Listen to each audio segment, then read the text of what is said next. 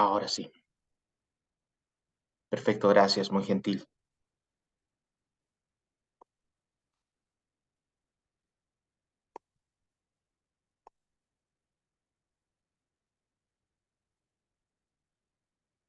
Gracias, gracias por el apunte. Bueno, como les decía, el conductismo es ese ejercicio de premio y castigo, ¿no? Si lo haces bien, toma tu premio, si lo haces mal, toma tu castigo. Ese es el conductismo y yo creo que mucha de nuestra pedagogía contemporánea todavía habita y se construye en el conductismo. La psicología humanista, más que una teoría, es una variable, un ejercicio de, digamos, aterrizar el proceso psicológico no en variables, digamos, mentales o científicas, sino devolvernos a la pregunta sobre lo que es o no es bueno o malo. Se acerca mucho a la ética, ¿no? Abraham Maslow y Carl Rogers son sus, digamos, promotores. El ser humano es autónomo y responde y responsable de las decisiones que toma para su desarrollo. Aquí se hace la afirmación de que cada individuo, digamos, debería tomar sus decisiones de manera independiente y ajena al premio y al castigo, ¿no? O sea, si tú vas a ser el mejor del mundo, que no sea a base de golpes, sino sea a base de que tú quieras ser el mejor, que dejes de cometer una variación negativa de las posibilidades que no responda a que te den un castigo o un premio, sino a que tú decidas tomar el camino correcto. Si han leído Aristóteles, han leído Kant y han leído a Hegel, todo esto tiene que ver con el tema ético, ¿no? Es decir, posicionarnos de manera positiva frente al bien y al mal. La psicología cognitiva está muy cerca o en tránsito a la psiquiatría, ¿no? Es decir, la psicología cognitiva, lo leo textualmente, abandona el modelo conductista de estímulos y respuestas y subraya que entre ambas variables intervienen procesos mentales, es decir, que el cerebro actúa independientemente de que le des estímulos o le des premios o le des castigos. El cerebro actúa y responde en función a la realidad de las cosas. El ser humano no es un ejecutor pasivo de respuestas, sino un procesador activo de la información que recibe del entorno. Entonces, no es solamente como si fuésemos burros de carga, de que si nos pegan vamos a caminar y si no nos pegan nos quedamos quietos.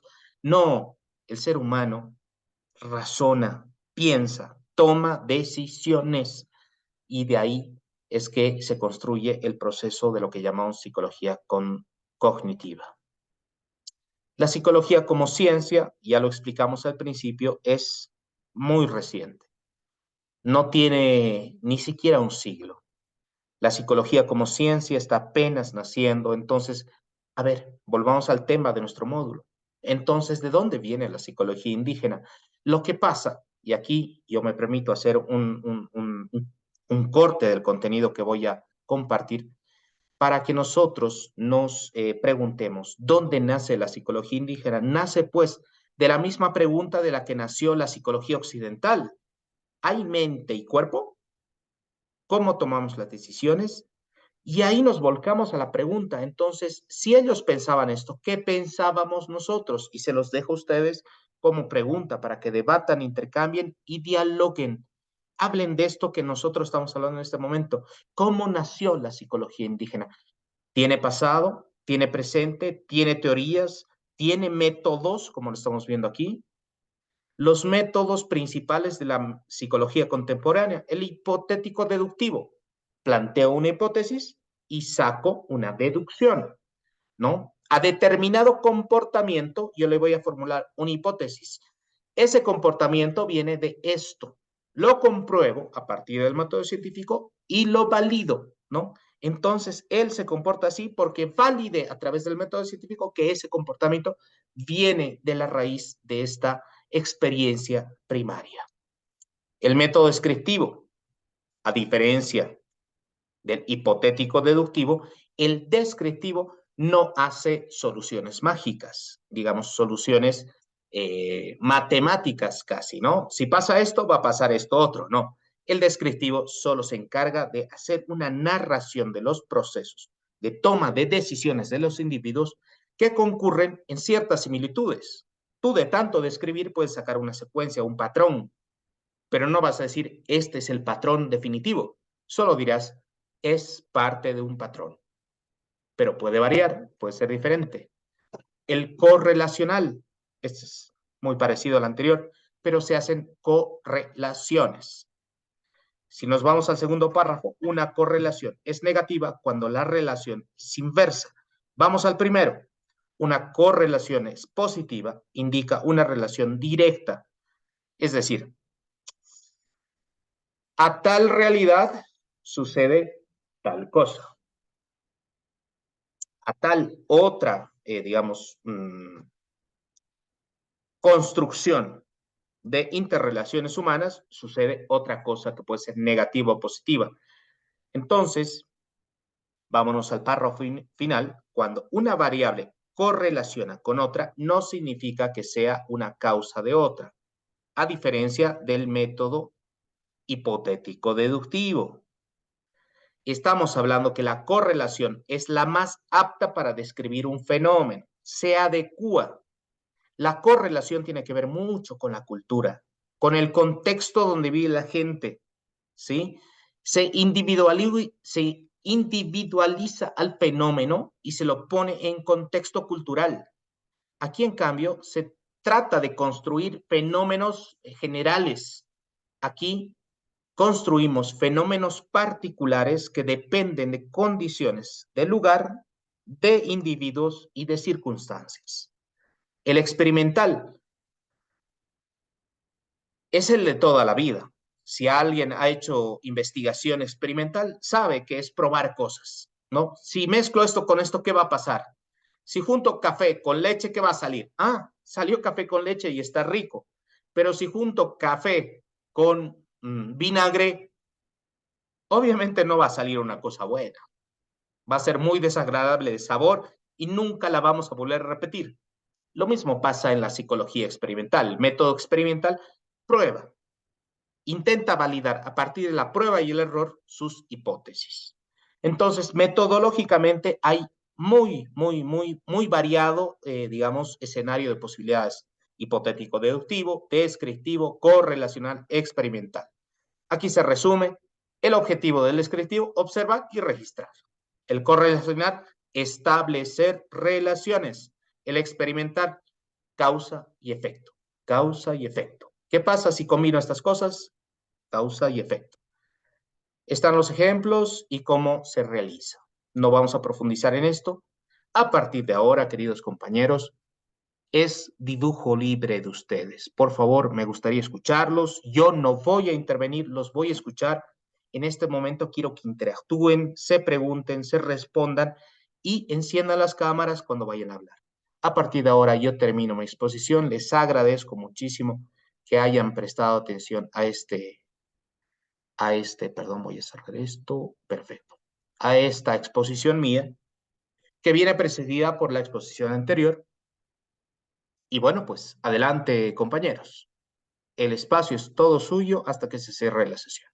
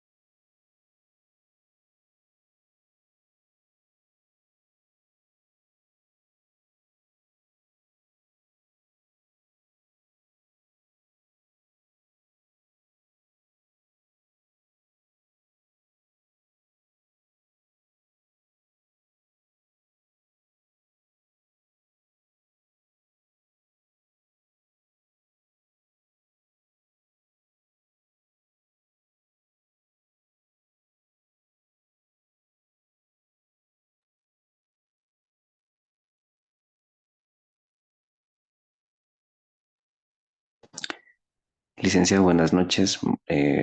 Bueno, voy a abrir un tema de discusión, voy a activar mi cámara.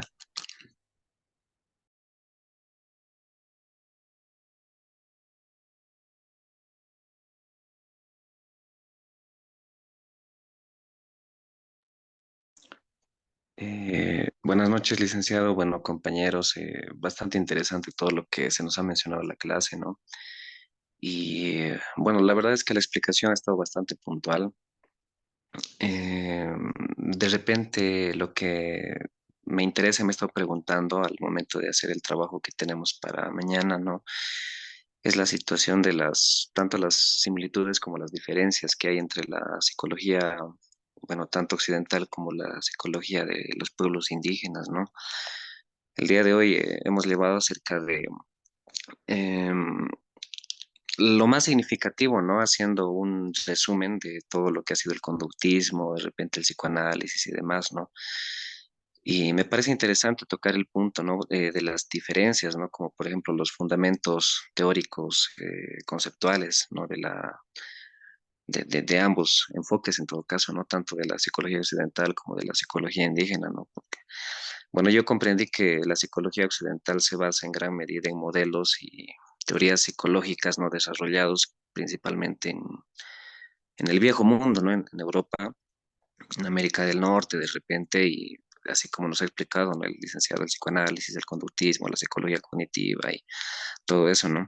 Y en cambio la psicología indígena se basa más en la situación de las cosmovisiones y las tradiciones, como siempre nos han ido indicando a lo largo de todos los módulos, ¿no? En la participación activa, en la participación popular de las personas y de repente en las tradiciones culturales de cada comunidad, ¿no? También me gustaría resaltar la situación del enfoque individual versus el enfoque colectivo. La psicología occidental, ¿no? Según la explicación y al resumen que nos hizo el licenciado, prácticamente tiende a centrarse en el individuo, podríamos decir, ¿no? Como unidad de análisis. En cambio, nuestra psicología indígena, podríamos decir que adopta un enfoque más colectivo, ¿no? Donde se considera la interacción entre las personas con su comunidad, ¿no? Así como las dimensiones espirituales y las dimensiones ancestrales también que podrían tener estos, ¿no? Bueno, es lo que de repente yo puedo rescatar más, licenciado, en base a que ninguno de mis compañeros más propone un tema de discusión, ¿no? Y bueno, no sé si tal vez algún compañero pueda aportar más o tal vez tiene algún detalle más que resaltar. Gracias, Lick. Eso era todo. Buenas noches. Disculpe, buenas noches. Yo tengo preguntas. ¿Usted también las puede responder o solo entre compañeros?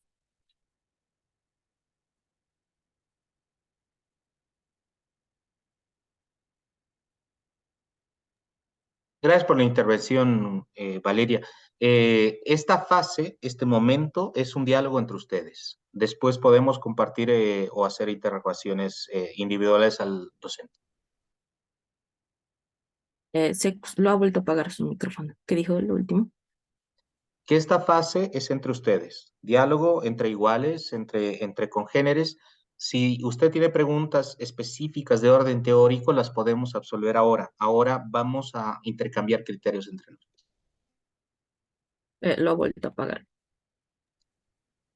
Que hagamos intercambio de criterios entre nosotros, le decía. Ya. Entonces tengo dos preguntitas. La primera es, claro, es también para usted, para que luego pueda ayudarnos a abordarlas. Y la demás también, si algún compañero quiere responderla, ¿no? La primera es al respecto de las emociones. Mm, Cuando hablábamos de este tema, ¿no? Con los estudiantes, eh, ¿qué les suelen decir a los estudiantes, ¿no? ¿Las emociones son propiamente del cuerpo o es una cuestión que interviene, en la que también interviene la cuestión racional? ¿No? Esa es una pregunta, porque yo llegué a una conclusión, pero quisiera saber a qué es a lo que llegan los compañeros, ¿no? En cuestión de psicología. Y otra es una que a mí me parece prácticamente un poco interesante, ¿no? Al respecto del conductismo y al respecto de la actitud del estudiante en el aula. Eh, Ahora para ustedes, compañeros, ¿no? Y yo también voy a dar primero mi perspectiva. Mm, seguramente, claro, ahorita todos somos profesores, pero seguramente nos hemos topado con esta cuestión de que cuando los estudiantes están escribiendo o están haciendo alguna actividad, mm, personalmente para mí es bien chistoso que el estudiante pregunte, ¿no? Profe, ¿con qué color hay que hacer? ¿Con rojo o con azul? ¿No? Para mí eso era muy chistoso, ¿no? Porque solo les decía, hagan con cualquiera, pero escriban, ¿no? Y como usted dijo, ¿no? Estas actitudes ya vienen, ¿no? Desde más antes, incluso desde la educación. eh, y ya teníamos, ¿no? Eh, Antiguamente. Entonces, bueno, la pregunta es que ustedes, así, ¿no? Compañeros, no sé si les hace eso, o que los estudiantes pregunten para todo, ¿no? ¿Ustedes consideran que esa actitud es una actitud eh, que se podría caracterizar como una actitud dentro del marco conductivismo? Es, ahora, bueno, si alguien quiere responder. Buenas noches, otra vez yo. Me gustaría responder ambas preguntas, ¿no? Si se me permite. Interesante, compañera, bastante interesante, ¿no? Acerca de lo de las emociones y si es netamente tal vez cognitivo o de No, del repente cuerpo, digo, en las del emociones son cuerpo, ¿no? netamente del cuerpo. Propiamente cuerpo. Bueno, mire, por psicología se nos ha enseñado, ¿no? Que cuando hablamos de emociones se reconoce que tienen una dimensión tanto corporal como cognitiva, ¿no? O sea, me refiero a que las emociones no son exclusivamente del cuerpo o puramente racionales, sino que de repente involucran una interacción más compleja, ¿no? Entre ambos aspectos. Desde la perspectiva corporal, de repente las emociones están asociadas más con respuestas fisiológicas, ¿no? Como cambiar, bueno, como cambios en el ritmo cardíaco, por ejemplo, o sea, la respiración, la tensión muscular, eh, los mismos, la liberación de los neurotransmisores, ¿no? Y sabemos que estas respuestas físicas pueden variar según el tipo de emoción que se experimenta, como por ejemplo la alegría, el miedo, la tristeza, la ira, ¿no? Y bueno, al mismo tiempo, las emociones también están influenciados por factores cognitivos, ¿no? Y situacionales. En este caso, me voy por la parte racional que mencionaba la compañera, ¿no? Como los pensamientos, las creencias, las interpretaciones y la evaluación que se realiza de cada situación que uno vive, ¿no? De cada momento vivido particular, ¿no? Por ejemplo, si interpretamos alguna situación como de peligro, tal vez amenazante, es probable que se experimente miedo, ¿no? Eso es lo más lógico, ¿no? Además, también los contextos sociales, personales, culturales, también influyen en esta forma que experimentamos, ¿no? Y que expresamos nuestras emociones, ¿no? Ahora, referente a lo de la segunda pregunta normalmente a mí, bueno, en lo personal, valga la redundancia, ¿no? Me ocurre con primero de secundaria. Como los de primero de secundaria, bueno, tienen mucho de la esencia todavía de lo de sexto de primaria y sabemos que en primaria siempre están condicionados a la maestra, les dicen, ¿no? Como tienen una sola maestra de aula. El título con rojo, el contenido con azul y demás, ¿no? Eh, es complicado aquí detallar si está bien o no, ¿no? Porque al final, si diéramos a los estudiantes toda la libertad, hagan con el color que se les dé la gana. Al final, desde tiempos, ¿no? Desde hace mucho tiempo se ha impuesto un orden, ¿no? En el parámetro de las cosas y estamos acostumbrados todos a hacerlo manuscrito en la situación del orden que los rojos siempre debe representar un título, subtítulos y lo azul de repente como el contenido. Pienso desde mi punto de vista de maestro que sería un problema darles una libertad absoluta a los chicos, decirle hagan con el color que quieran, digamos, ¿no? Porque al final, si el cuaderno de trabajo, el cuaderno que hacen ellos a mano, va a ser el único medio para que puedan trabajar, hay muchos que no tienen una capacidad no pueden discernir bien, se confunden. Y eso me doy cuenta cuando se revisa los cuadernos y me preguntan, profe, ¿qué hay que estudiar? Esto. Y esto, algunos se olvidan ponerle subtítulos, ¿no? Y hacen con el mismo color del contenido. Y me dicen ellos mismos, ay, no, no me he dado cuenta que esto era parte, digamos, ¿no? Entonces, pienso desde mi punto de vista que está bien ponerles un orden, más que todo por la situación de demarcar lo que es importante y separar, ¿no? Los contenidos, subtítulos y demás, para que ellos se ubiquen al momento de estudiar, ¿no? Sucede lo mismo de repente cuando hacemos documentos en computadora, si bien utilizamos colores, ahí utilizamos lo que es negrilla, cursiva y el texto normal, pero eso es para que nosotros mismos también nos demos un orden, ¿no? Ahora, lastimosamente se ha tenido que recurrir a esto, lo del conductismo, ¿no? La maestra de ahora, usen rojo, usen azul, usen rojo, usen azul. Y a los chicos se les ha quedado esa duda, ¿no? De preguntar. En primero de secundaria, por lo general, me ocurren. Los demás cursos ya están como que automatizados, ¿no? Kevin, Y muchas gracias por una moción de orden. En mi caso, me toca ser de moderador. Las intervenciones máximas son dos, ¿sí? No se permite pregunta y respuesta entre la gente, es decir, sí, sí se puede hacer una consulta para que la gente responda, pero no vamos a hacer debate entre dos personas, por favor.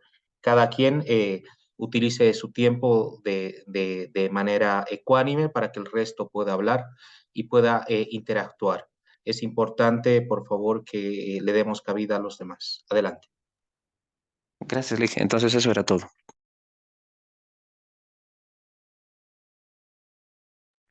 Licenciado.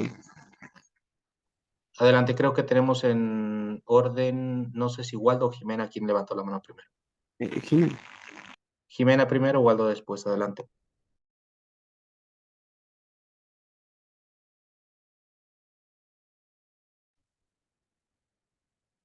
Bien, muy buenas noches, licenciado, muy buenas noches, compañeros. Eh, respecto a la pregunta que usted hacía sobre de dónde había nacido la psicología, ¿no? He tratado de buscar tal vez algún material complementario por la red de internet. Lastimosamente ha sido pues, muy pocos los materiales que hemos encontrado. Y creo que a la misma situación que sucede con la filosofía latinoamericana y también existe muy poco material, ¿no? Entonces, para mí, desde mi punto de vista, de dónde nace la psicología de los pueblos indígenas, nace desde ese momento en el que ellos empiezan a pensar, ¿no? Vemos, para mí, desde mi punto de vista, desde la filosofía y la psicología de los pueblos indígenas, tiene una relevancia tan importante, ¿no? Porque tienen un diferente pensamiento al occidental, ¿no? Parten desde su visión más integradora, más holística, en conexión con la madre tierra, la naturaleza. Ahora, vemos marcadas diferencias, ya que el occidentalismo tiene un pensamiento más antropocéntrico, ¿no? Donde vemos que, lastimosamente, a razón de este pensamiento, se ha depredado con la tierra, ¿no? Ahora, eso es lo que yo puedo decir, ¿no? De la psicología eh, de los pueblos indígenas. Ahora bien, había una pregunta que de la compañera me llamaba la atención y decía, ¿no? Es más conductual la situación de los estudiantes cuando ellos preguntan sobre el color del bolígrafo, cómo tienen que hacerlo. Yo he trabajado en diferentes partes, ¿no? Del departamento donde lastimosamente vemos que es muy importante el apoyo de los padres de familia y asimismo la formación de la maestra. Es conductual cuando la maestra es una maestra muy antigua, una maestra ya de avanzada edad. Entonces, es de esa forma que los estudiantes se forman de manera conductual. Cuando los estudiantes no presentan esos rasgos característicos, cuando la maestra es más joven, cuando se ha formado de diferente forma. Entonces, esa sería tal vez mi explicación sobre la pregunta que hizo sobre la filosofía, sobre dónde nace la psicología, dónde se origina la psicología de los pueblos originarios y también de la pregunta de la cultura. Muchas gracias. Waldo y después Jimena Rocío, me parece. Gracias, licenciado. Ya, primero partiendo de la pregunta que usted hizo, en el aspecto de la psicología de los pueblos, ¿no?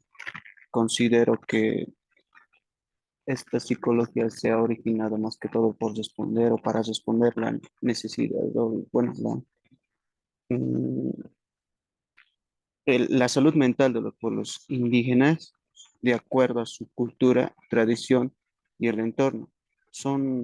En sí somos personas todos, ¿no? Entonces, a nivel general y a nivel global, entonces es una forma también de responder a las necesidades psicológicas que tienen las personas, ¿no? Y desde ese aspecto, bajo la influencia de la realidad y el entorno en el cual viven. E incluso puedo decir que está mal dicho esto de la psicología indígena, ya que por más que no estemos en un pueblo originario, nosotros también somos personas, al igual que ellos, entonces no creo que varíe mucho el hecho de tal vez etiquetar a una persona por el mero hecho de pertenecer a una cultura, sino que todos somos parte de este planeta, todos somos seres humanos, entonces no creo que debería tomarse desde ese punto de vista. Ahora, las anteriores intervenciones estaban muy interesantes, licenciado, esto del conductismo, por ejemplo. Yo me he puesto a pensar cuando daba las normas preestablecidas para este momento de diálogo entre colegas y compañeros, es que tal vez desde un punto de vista reflexivo le puedo dar y observar, es que tal vez usted, licenciado, ha utilizado un aspecto conductista también a nosotros, porque teníamos que activar nuestras cámaras para poder tener unos 5 puntos extra. Bueno, ni siquiera son extras, son 5 puntos de la calificación general, ¿no? Del foro y 10 puntos para opinar. O sea, nosotros vamos a dar algo y usted nos va a dar recién algo. Ganamos algo. Este aspecto conductista yo lo veo que se da sumamente interesante. Es lo que hacemos también en algunos casos como profesores, nosotros en el curso. Por ejemplo, estamos avanzando una clase, no sé, hablamos de psicología social y ahí les preguntamos a los chicos si quien tiene una respuesta o una opinión, le damos un puntaje extra, ¿no? Unos 5 puntos, unos 2 puntos, no sé, un sello extra o un apoyo en la evaluación. Desde ese punto de vista yo lo veo también que aplicamos, querramos o no, y es que somos nosotros frutos también de eso.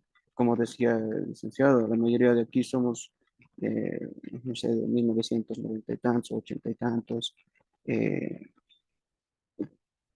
fruto del conductismo, ¿no? Ahora bien, lo que decía la colega también estaba muy interesante, esto de a los estudiantes el uso del bolígrafo rojo, el bolígrafo azul. En lo personal, licenciado, yo no sigo esas normas establecidas porque yo veo que también eso es de la época ya pasada, antigua. También tenemos que nosotros saber explotar la creatividad de los estudiantes. Me preguntan, eso se ve también, como decía el compañero de primero, me preguntan, profesor, ¿con qué color tenemos que escribir?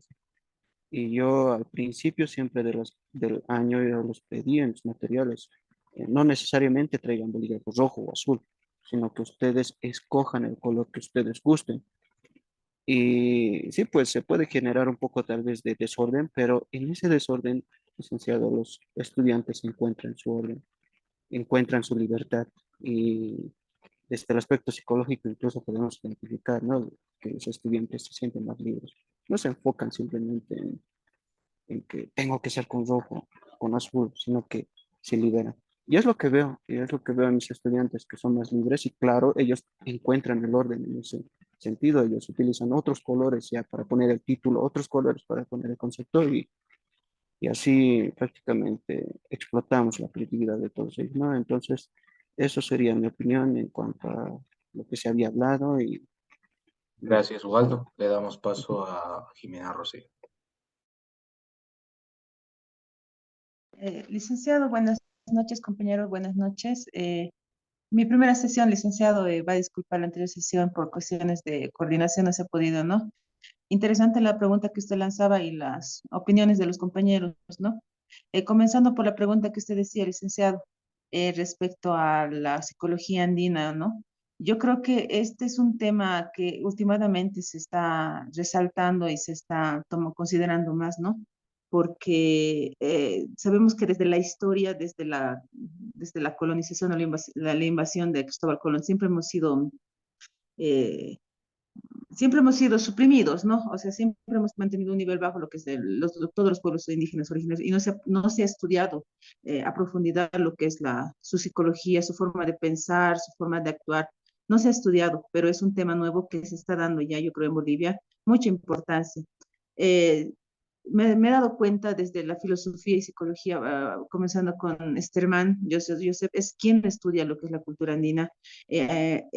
A partir de ahí se abre un poquito más la cancha, ¿no? Pero hemos esperado que un extranjero busque nuestra cultura, que un extranjero se inmiscuya primero entre nuestras raíces para poder recién quizá valorar un poquito más nosotros y convertirnos en investigadores nosotros mismos, buscar nuestro, porque nosotros tendríamos que conocer mejor nuestras culturas, mejor el ambiente donde estamos, ¿no? Sabemos que en este curso no solamente estamos de La Paz, sino hay de Sucre, de Cochabamba, de Benítez, o sea, cada uno conoce una cultura diferente y partiendo de ahí, sé que nosotros podemos ser buenos investigadores respecto a este tema, ¿no? Es un tema que está desarrollándose y va a cambiar, ¿no? Porque nuestros pueblos también están desapareciendo, se están invadiendo y se están viendo a la ciudad. Acá en La Paz sabemos bien que muchas de las comunidades emigran, ¿no? A las ciudades y ahí se pierde ya las raíces o lo fundamental de cada cultura, ¿no?